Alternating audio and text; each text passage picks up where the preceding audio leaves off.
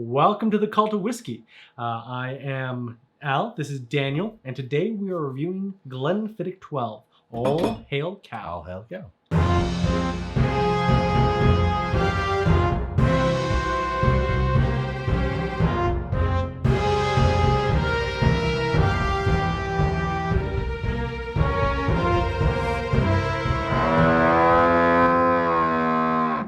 Glenfiddic 12 is a speyside. Speyside is known for their elegant, honey, fruity whiskeys.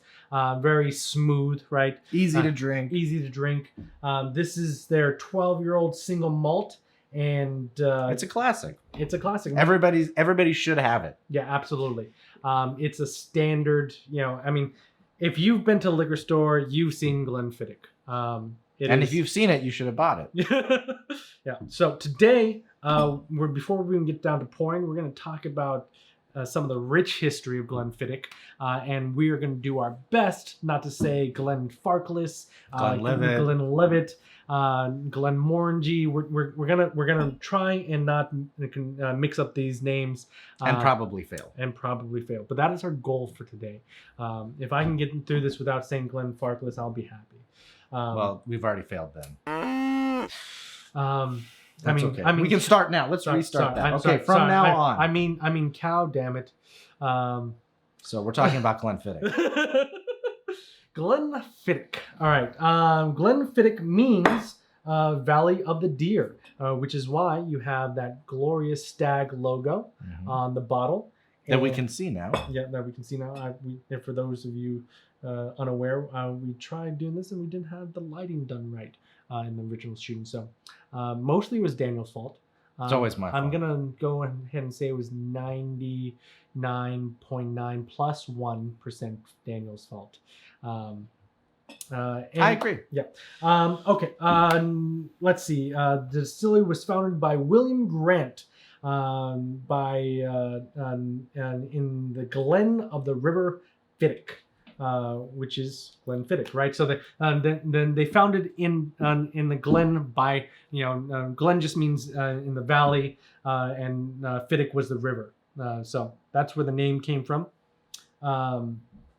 Let's see. The water for Glenfiddic does not come from the River Fiddic. It comes from a spring called Robbie Dew Spring. And I know I'm saying that name. I was going to say that 3 times fast. Yeah, I know I'm saying that wrong. It's much more Gaelic. I've heard them say it, but you're gonna get if you're gonna get me to say it's gonna be Robbie Dew. I know it's like Robbie Dew Spring. It's anyways. So history of Glenfiddic. Family owned since 1887. They opened on Christmas Day. The first whiskey came off the stills Christmas Day. It was William Grant and Sons that own the distillery, and they're the only one of the only distilleries in Scotland that are still family owned and operated. So that's go them. They've been doing the right thing forever. So they've been historically, that's what they're known for. They're known for making the right decisions at the right time. Now let's see. During Prohibition, they increased production. So when every other distillery in Scotland was lowering their production, going bankrupt, they poured more money into whiskey, ramped up the production, and at the end of Prohibition, there were just 6 distilleries left in Scotland. And of the ones that were open, they were the only ones that had the means to distribute to the mass populace. So that's what caused them to be actually the most bought single malt whiskey in the world. It's always good to double down on liquor. Yeah, right. That's always a good bet. You're going to make some money. I would say that it's always good to do it, especially when it's illegal. Especially. Yeah. I'd say when the price of whiskey goes up, I see no reason not to double down on that. And neither did they did an amazing job in doing that. 1950s, they opened a cooperage on the distillery grounds, which remains to this day. So they actually make their own barrels and on site by the distillery, and they're one of the few distilleries in Scotland that still do that. In 1961, they became this iconic bottle design, that triangle that everyone knows for Glenfiddic. That's when the triangle was born. I should have brought my Glenfiddic triangle glasses. Yep. They are also in around the same time period where the only ones to make the tubes that come for whiskey. So all those tubes that you see, tubes in gift boxes, they're the ones that created those and really made that something an industry standard. 1963, they did something huge. Okay. In 1963, when everyone else in the world was selling primarily blended Scotch, they were the first company to export single malt whiskey. That's just crazy, right? Today we think of everyone thinking about single malt, right? Like you cue the movie scenes, right? James Bond sits down and every major, movie star sits down, leather chair, orders a single malt, right? It is iconic scene, and it's largely owed to Glenfiddic. They wanted people Good marketing. Yeah, their marketing has been amazing. I mean, they sit there and they wanted to convey that to people that, obviously because they're a family-owned business, they wanted to convey that all their whiskey was coming from one distillery and was made from only malted barley. And they started off with terms like pure malt and straight malt, which pure malt is still used today in Japan, right? Japan still uses their the pure malt as the logo, but single malt became the industry standard, and it's largely thanks to Glenfiddic. Now, the word single malt predated Glenfiddic, but they didn't market it and sell it at a large quantity before Glenfiddic did in the 1960s. So they're marketing geniuses, right? Clearly, they know what they're doing. Yeah. And let's go ahead and Daniel. Yeah, go ahead. Well, okay. I'll read first here. Yeah. Get your Scottish accent out. Oh well, I'm not going to do the accent tonight. But what I want to point out also is this one is actually finished in sherry and bourbon casks. Yes, it is. It is it is matured 3 years in ex-bourbon. I'm sorry, it's matured 12 years. At least 12 years. Yeah, 12 years, and then it's finished 9 months in Oloroso sherry and European sherry and ex-bourbon casks. Yeah, and then and the way they describe it is, after being matured for at least 12 years, meaning some might be more, our signature single malt whiskey has a smooth and beautifully balanced nose, complemented by refreshingly rich and complex flavors of fresh pear and subtle oak. And we're going to get all of that. Yep, absolutely. So after they age the bottles and finish them in those barrels, the Oloroso sherry, ex-bourbon, and European sherry cask, they marry them in this huge vat called a ton. A ton of whiskey. Yeah. Now in bury me in that. Yeah, right. So then it's basically a huge vat, so right? So they marry it all together in a huge vat. This is again 12-year-old age, 40% alcohol by volume. It is chill filtered, and it does have E150 added to it for that consistency of color. And that's really the definition of Glenfiddic is consistency. They are obsessed. It's a single malt, yeah, but it's always the same. Yeah, absolutely. You buy this here in California, it's going to be the same when you buy it in New York, and it's going to be the same when you buy it in Scotland. They're obsessed with their consistency. Even down to their steels. Most companies will take wider cuts when they want to ramp up production.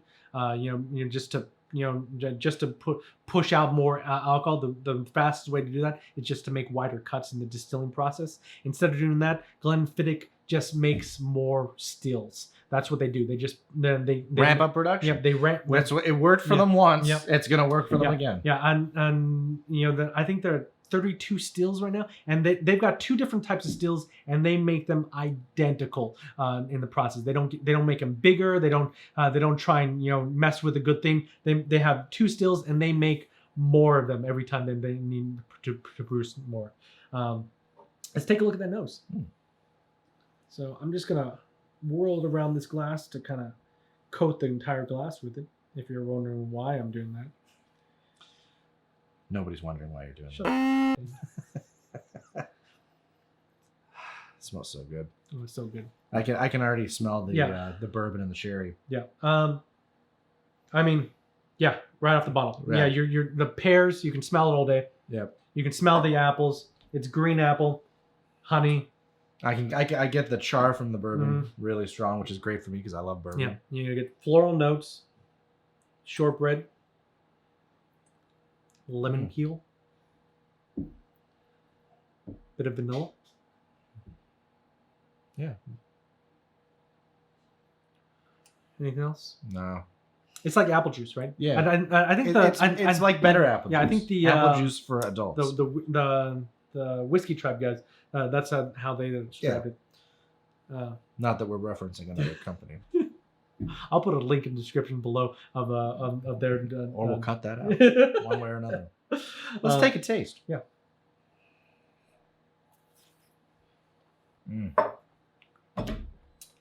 That is consistent and good.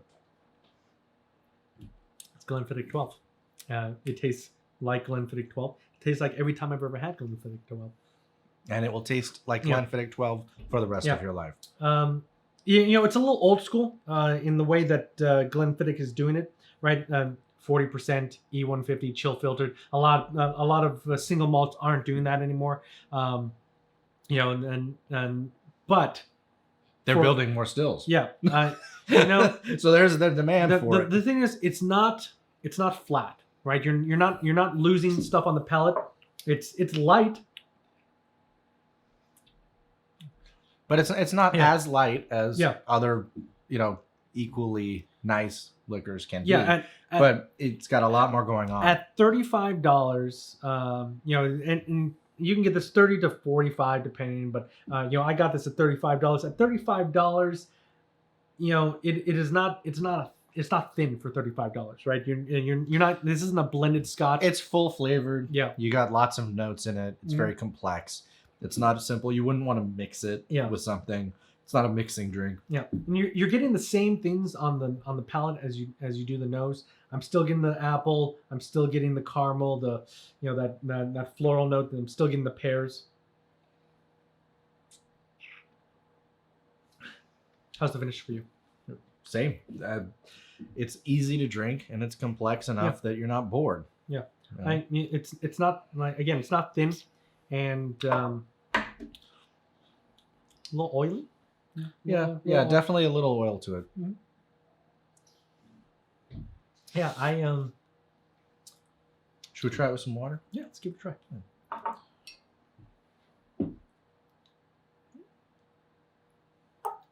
Oh, that's a lot of water. It was less than it looked. Just made a loud sound. Daniel's a grower, not a shower. I thought it was a shower, not a grower. Oh well.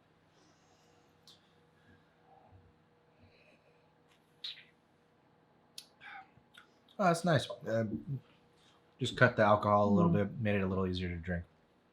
But I get all the same notes. I mean, it is what it is, right? So, and this is already proof down to 40%. You're not gonna be overpowered by that 40%. No, it just cuts the alcohol. Yeah, and but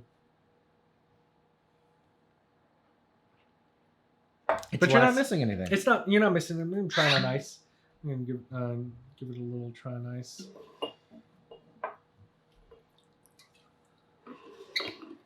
It's got the because of the bourbon and the sherry barrels, it's gonna be able to hold up to the ice. But how much does it hold up to it? What do you think? I'm gonna try it right now. I think it's fine. I think I've ordered this plenty of times at bars, right? Yeah, with the ice, it's nice. Yeah, absolutely. I can drink this. I can drink this all night. I can drink this all night on ice, on neat with water. It's not it's not blowing my mind, right? This is Glenfiddic 12, right? But it is good. Like it's good. It's drinkable, and it is what it is. Yeah, and it doesn't compromise that at all. It's one of those whiskeys that if you are showing up to the party, you don't want to blow the bank, but bring something nice that people will enjoy. Everyone's gonna enjoy Glenfiddic 12. Well, if they drink whiskey, right? And if they don't, you shouldn't be hanging out with them. Yes, and I think that's one of the tenets of Cal. And we really do need a Bible of Cal. You need to work on the Bible, Daniel. I've already written it. Oh, you meant our Bible. Oh, yeah. Well, in that case, I can start work on that. Yeah. I mean, for especially for people that are new to whiskey, I would say that good introduction. Great introduction to whiskey. And good for the seasoned professional who just wants to bring something nice and palatable for everybody. I've brought this plenty of times to parties. When not everybody's going to enjoy the whiskey. Not everybody's going to appreciate whiskey, and it's something I don't mind people downing or mixing with their Coke. You just you drink it however you like to drink it, and it's going to taste good. It's going to taste good. Yep. Mixed, unmixed, straight, neat, water, ice. Any good Glenfiddic stories? No, I don't have any good Glenfiddic stories. It is what it is. But you know what? This is really good. Yeah, I bottom shelf for me, but a great bottom shelf, right? For you, for some people, might be a little bit higher up on the totem pole. Well, I have trouble keeping like a $10 bottle in my cupboard. So it Daniel, would definitely be top shelf for me. Daniel has trouble keeping a shelf. So I have more of a collection of small bottles. I think you have more of a collection of empty glasses and empty bottles. I have more of those than I have full. Yes. Yeah, you have more glasses waning to be filled than you do whiskey. Which is why I'm so fortunate to be here. Yeah. I think we covered it. Yeah. You gonna finish yours?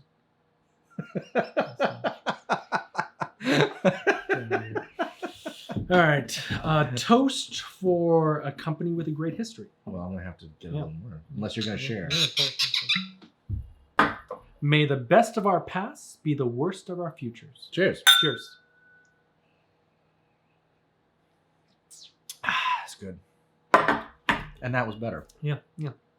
All hail cow. All hail cow. We got the vape on the table. We're missing a light. The worst. This is true YouTubing. This is the way it was meant to be. Absolutely the worst. Let's try that. So let's try. We're gonna start again. Yeah. Although we might end up using that because that was pretty. We good. might use some of that for the B-roll.